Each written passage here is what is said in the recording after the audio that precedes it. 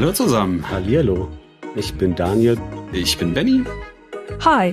What you're about to listen to isn't a regular episode of Codes and Schmerzlos, but our first audiobook in English. And if you happen to be on droidcon, why don't you come by and visit us at our booth? But for now, have fun with our Android story by Benny and Daniel. Codes und Schmerzlos, der Podcast von REWE Digital. Codes und Schmerzlos. In this episode of our tech podcast Codes and Schmerzlos, Android developers Daniel Schönfelder and Benny Schneider give an insight into the mobile area of REWE Digital and fulfillment tools. In a good mood, they describe themselves right at the start as veterans of the mobile operations who have been around long enough to have actually seen everything there is to see. Today, they're telling their inside story. But first, let's have a look at who they are.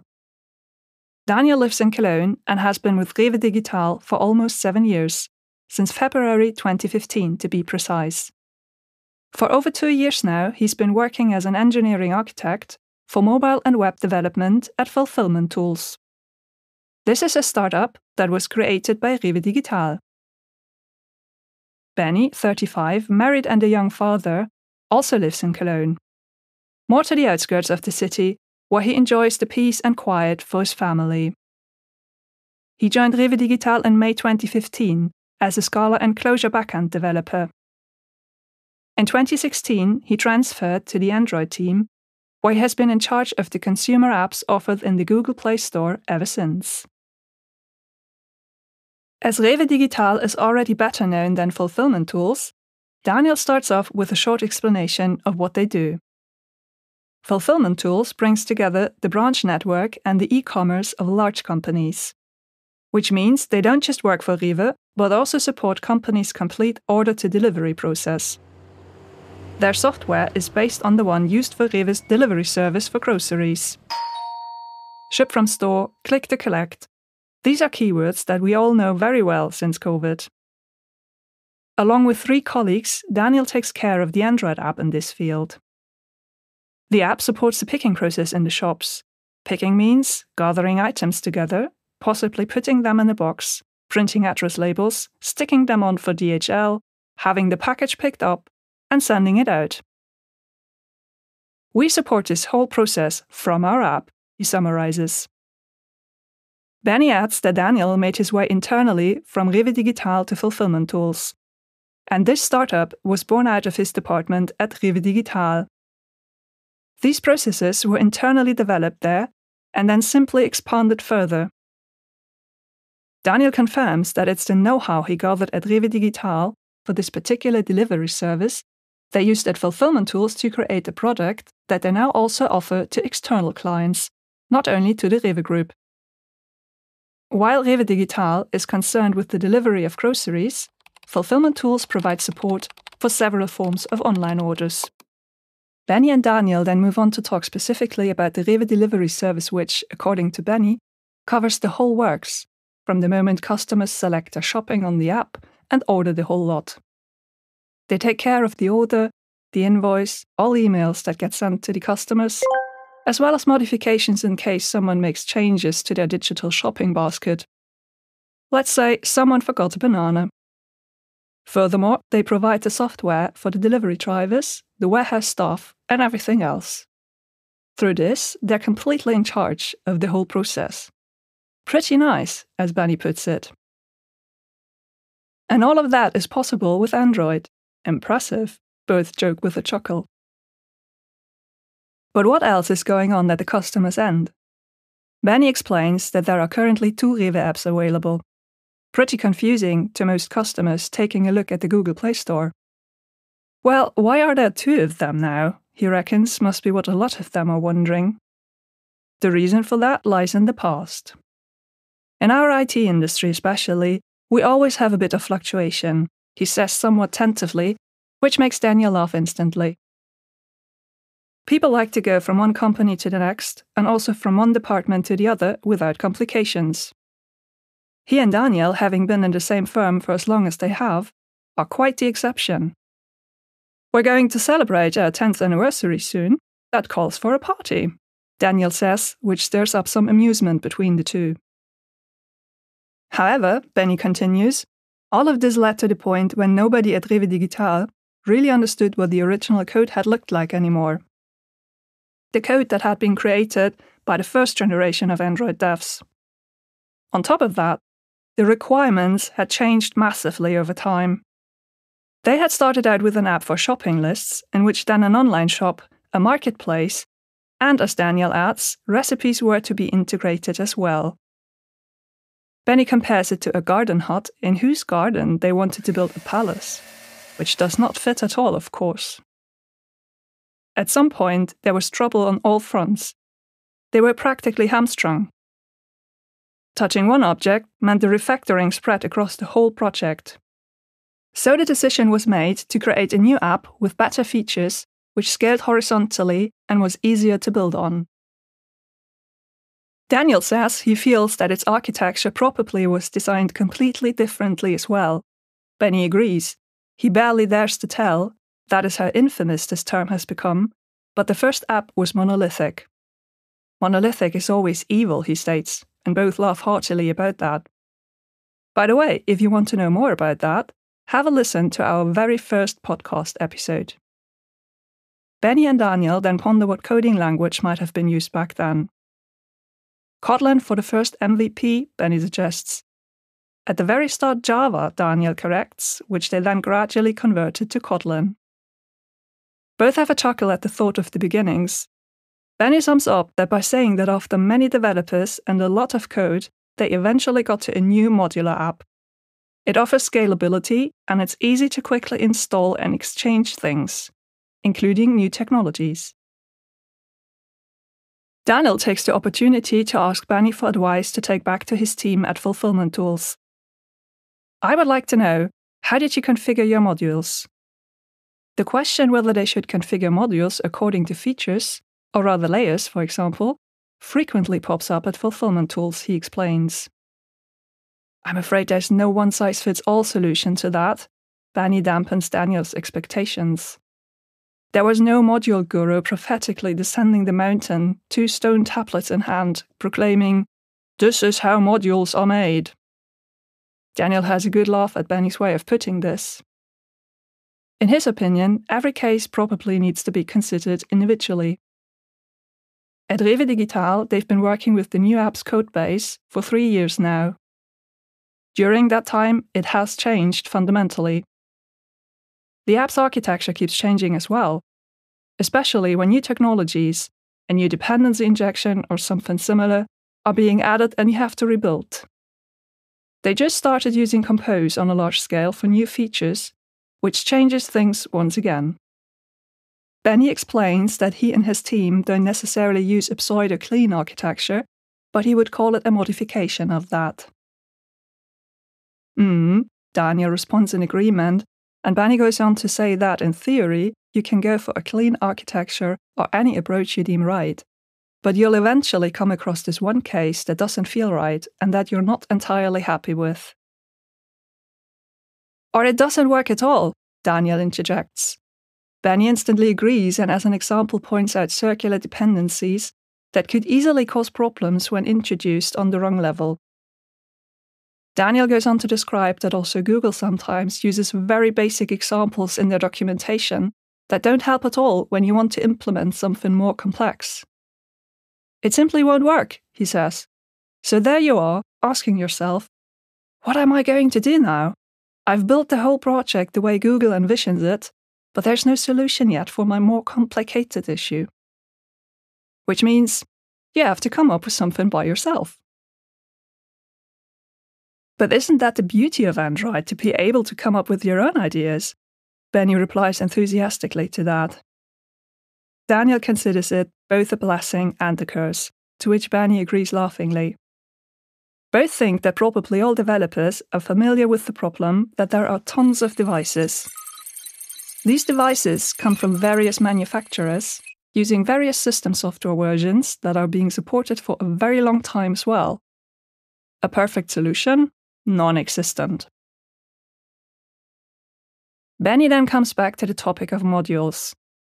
He explains that at REWE Digital they rely on a clean architecture up to the data layer. We have a repository module that contains all our remote, local, and repository interfaces, practically speaking, our data layer. In theory, you could simply extract them and put them in a completely different app. Then there is domain layer and data layer. In the latter, for example, all repository interfaces are located to kind of hide the implementation behind the interfaces. Also, they opted for a use case architecture and no interceptors. Since they basically only ever need individual use cases, such as write user, they decided to turn them into single files. One use case has responsibility over only a single functionality. For example, write user to database. They currently use a MVVM architecture with Compose, live data for observables, as well as lots of coroutines and flows. As Benny excitedly explains, they only recently made the decision to extend flows all the way to the composable. What they're doing at the moment may sound a bit weird, he admits. We get the flow or coroutine from data layer into the view model, then use this to create a live data for only one step for the composable, and then tell the composable, turn it into another flow. That just doesn't feel good. And it only gets more difficult by the fact that all of that needs to be done in view thread. That sounds a lot like our architecture, Daniel says, which makes Benny laugh. One difference, he points out, is that at fulfillmenttools, the presentation layer and features is modularized as well. For example, the picking area is a separate module on the presentation layer, or the shipment area, where DHL labels can be ordered, a module of its own as well. Benny agrees that they handle this exactly the same way, which draws a surprised "ah" from Daniel. They both find that their respective structure is very similar. Daniel now turns the conversation to deployment. He's interested in how REWE Digital deals with pull requests. How do you include that in your daily workflow? It's a bit in flux at the moment, Benny replies, since the team has only recently started working together in its current design. He refers to himself as the long-timer, who has just been joined by 2 new internal colleagues and 1 new employee from Ukraine. So they're still finding their feet as a team. At the beginning of the year, they'd given trunk-based development a try, which he thought was pretty cool. However, it can prove a challenge with so many new developers still learning the ropes of the project. Therefore, his new colleagues preferred playing it safe for starters, which means working with pull requests in Git flow and getting things approved, as opposed to exclusively working on the develop branch. It would be easy to assume that he, as the old hand of the team, has a trust issue working with new colleagues, or doesn't want anyone else meddling with his code because it's his baby. But this isn't the case at all. For a better understanding of this, he briefly touches on the question, what is trunk-based development? The focus here is on pair programming and committing directly to the develop branch, because when pairing, you're getting the code review done at the same time. That way, code reviews actually become redundant.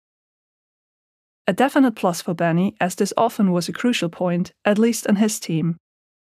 Code reviews had been sitting there for a long time before anyone took it upon themselves to review them, or they had been done beforehand repeatedly. Daniel adds that if you want to integrate a bigger feature, the pull requests get quite big at times. Benny agrees. Also, working on the same project at the same time often proves difficult. For instance, if one colleague gets started on a feature and the module, goes on to create the base implementation, review model and repository, and then another team member wants to join in the work, they first have to create a branch for them. And this means you need an epic branch, Daniel adds. Benny agrees, letting out a groan at the thought. Because for that, you will need to dig deeper into the process, review the epic branch, and so on and so forth. He describes all of that as a lot of overhead for pure process that's actually not necessary. He therefore hopes to move his team back on another track soon. How do you handle all that over at Fulfillment Tools? He asks, passing the ball back to Daniel. At Fulfillment Tools, he replies, they work classic Git flow in peers with pull request, which gets reviewed by a third party at best. Knowledge is being shared among many in this way, but he agrees with Benny on that this process costs time. Benny points out another difficulty in his view. The person reviewing the code does not understand it on the same level as the one who created it. I'm going to be honest on this one. I tend to be very superficial when doing a code review, he admits. Benny explains his approach. Firstly, he takes a look at the feature and builds it once. He then checks it out on the device. Is it running smoothly? Does it perform well? Does it work at all? And also, what about the overall look of it? For him, it's not about the pixel-precise layout at this stage, as this is something the team's UI/UX designer or PO can take care of in the next step.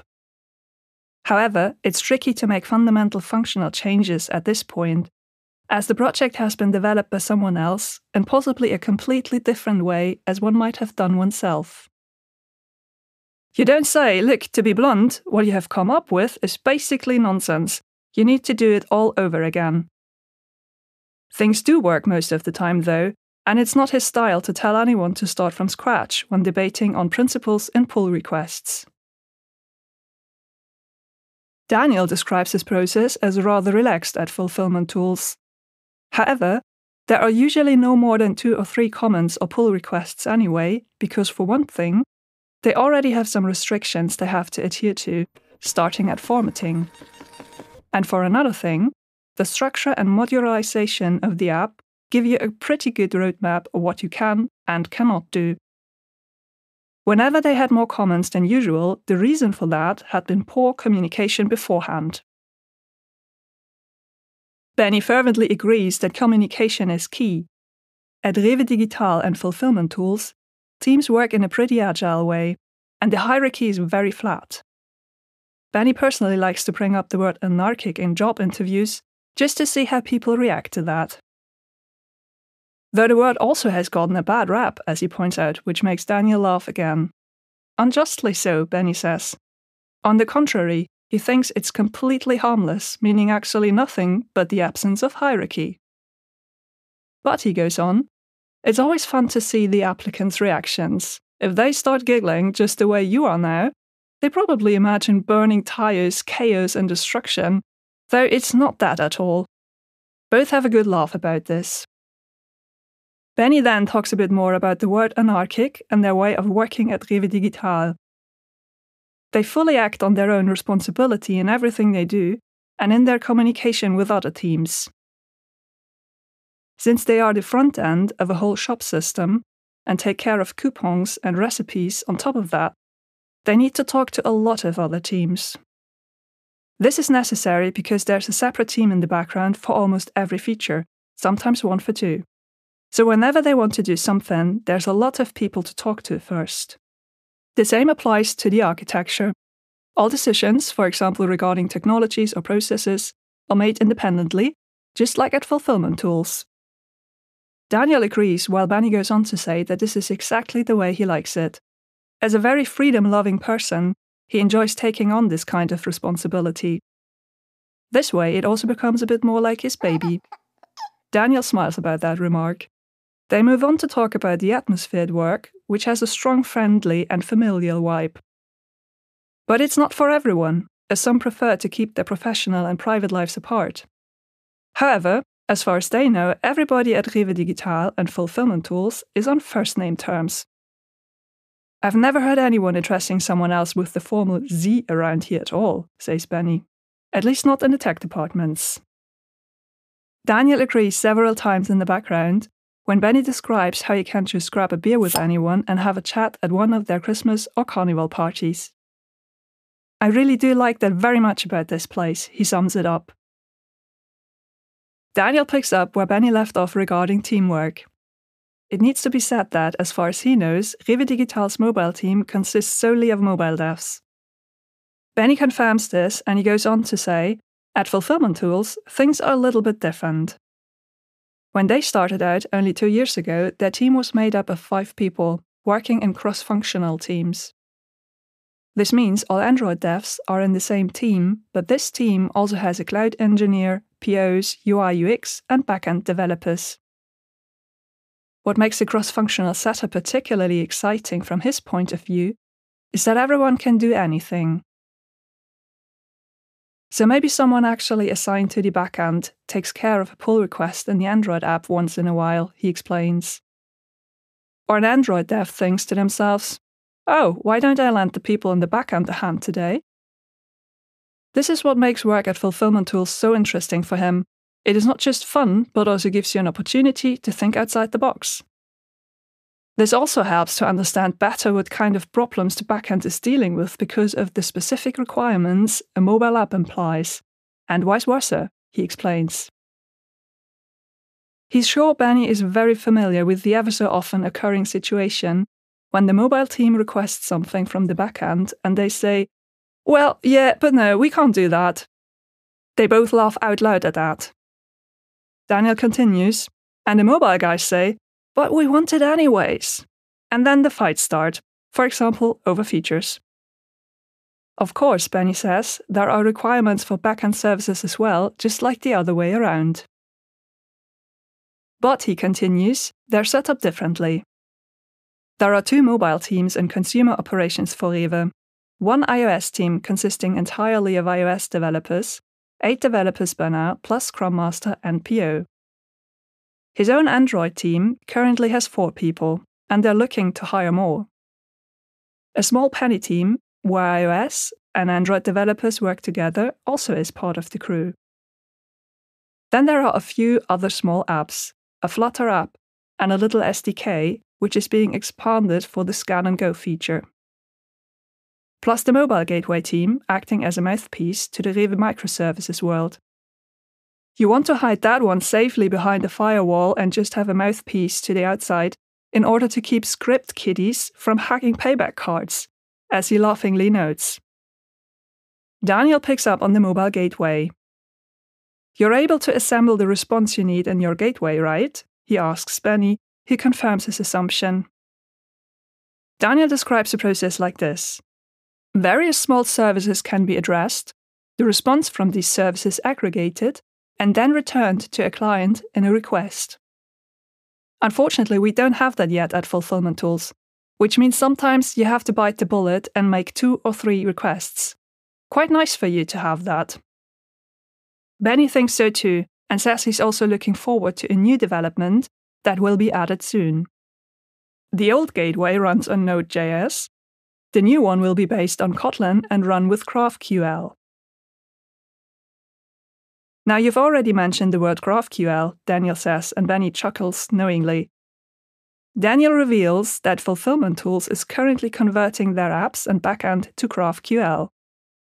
The only thing still missing is their REST API. External customers who want to use their headless platform can also deploy it. In addition, they now also have a GraphQL API that replaces the previously used Firestore. They ran into various complications with this, and it's just so much easier, as Daniel says, when the client can simply say what data it wants and the GraphQL hands it over. A very, very fine thing, this GraphQL.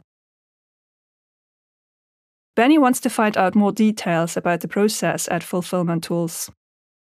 If he were a customer owning a warehouse who asked Fulfillment Tools for warehouse management software and also wanted to use his own MDE devices, how would that work exactly? Daniel first points out that Fulfillment Tools isn't really concerned with warehouse management, but they offer help with the picking process. He spins out Benny's example.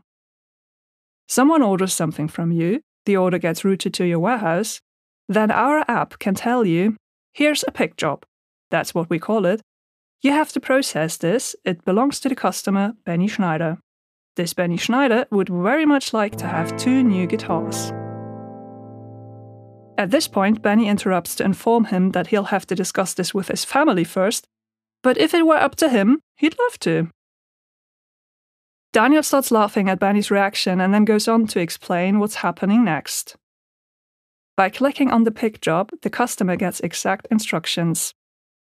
This is where Guitar 1 is stored. Please retrieve it and get it packed up straight away. The other guitar has another storage location, so he can get it too. It will then be packed, labeled stock on, and shipped from the warehouse. Also, they have a transfer function to keep track of the goods or the package, having been handed over to the service provider, for example DHL. It's this exact process that Fulfillment Tools supports in the warehouse or store, in city center shops, etc. Benny is interested if it matters what kind of goods they're dealing with. Are they able to classify anything, and will it work regardless of whether it's a banana or a computer screen? Daniel answers in the affirmative and explains that this posed the actual challenge, because at REWE the project was tailored to groceries. Now they're not only dealing with groceries, but also maybe with fashion and computer manufacturers. A simple example, substitute items. At REWE, an organic banana might be replaceable by a regular banana. But if Benny orders a specific guitar, they couldn't just say, "Ah well, Benny is getting a different guitar. Then you'd probably be really surprised," Daniel explains. "I would definitely send it back," Benny replies, and they both laugh. Daniel points out that those were the kind of challenges they had to find solutions for, but have managed well to do so. Something else he finds exciting is the hardware they have to deal with on site. A wide variety of Android hardware exists out there, as Benny and most of the audience will know. But there's another factor they need to take into account. Warehouse staff often use Android MDEs. These are not Android devices, but come with reinforced housing and a laser scanner, like the one you usually see at the checkout. They have to provide the technical support for these devices. So first they have to find out, is there a laser scanner at all? If so, how can you use it and integrate the corresponding drivers? If not, how can you make use of the camera to scan the barcode? Fulfillment Tools has created a little SDK to get these jobs done for them. There are a lot of challenges, but they're also really fun. "But who am I telling this, Benny? I don't think it's any different for you guys," he says. As an Android developer, you always have a lot of fun, especially when Google has somehow screwed up. Benny joins in and starts to laugh. Which actually happened a lot. Now Daniel has to laugh too. Benny feels transported back to Windows 95 times. The computer takes on a life of its own, and there are always exciting things going on in Android development that you can easily get lost in for hours on end. Or things do work everywhere, Daniel interjects, but then there's this one particular 2-year-old Samsung device where the app crashes and you are left wondering, why? He has to laugh about it himself. Exactly, Benny agrees and comes up with a few examples of his own, like a toolbar that just won't turn white but instead stays red, or when Samsung likes a font so much they use it for one device. Something like that is always very, very nice, of course, they both remark ironically. But above all, ungrateful, because the device that a customer refers to in the store feedback is usually not available for them. "Yeah, that's the way it is," Daniel says, and Benny agrees. That's the way it is in the Android universe. Some things just can't be solved. He is usually content with the 99% rule, though.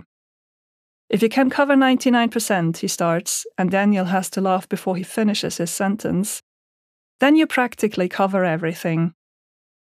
He adds, that's enough. Whereupon Benny confirms, for Android, this is a very good with a plus and 3 stars. With the two being in such wonderful agreement here, they ring in the end of the podcast by talking about droidcon. While Daniel is attending, Benny won't be able to make it, but promises that his colleagues don't bite and are welcome to be pestered with questions. He reiterates that his team is always looking for good, willing, and passionate talent. Anyone interested in Android development and REWE Digital is welcome to visit their website www.rewe-digital.com. Daniel piggybacks onto that. Fulfillment Tools is also looking for Android developers, not exclusively, but especially and also urgently. Anyone interested in a job there or in finding out more can do so at fulfillmenttools.com. He stresses that the second L in the name is actually a double L. He will be at droidcon at the joint booth of REWE Digital and Fulfillment Tools. Anyone not attending the trade fair in person is welcome to contact them on Xing or LinkedIn. Benny Schneider, Daniel Schönfelder. Benny mentions a couple of other trade fairs where there is a chance to meet up with them. Then he starts fantasizing about a sweater with the slogan "Talk to me" printed on it.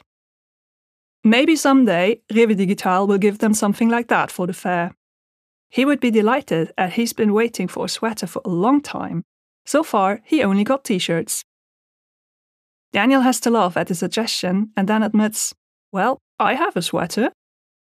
Benny acknowledges his confession with a calm "show off." The two then bid their audience goodbye and say thank you. And of course, Benny has now got a sweater as well. Codes und Schmerzlos, der Podcast von REWE Digital.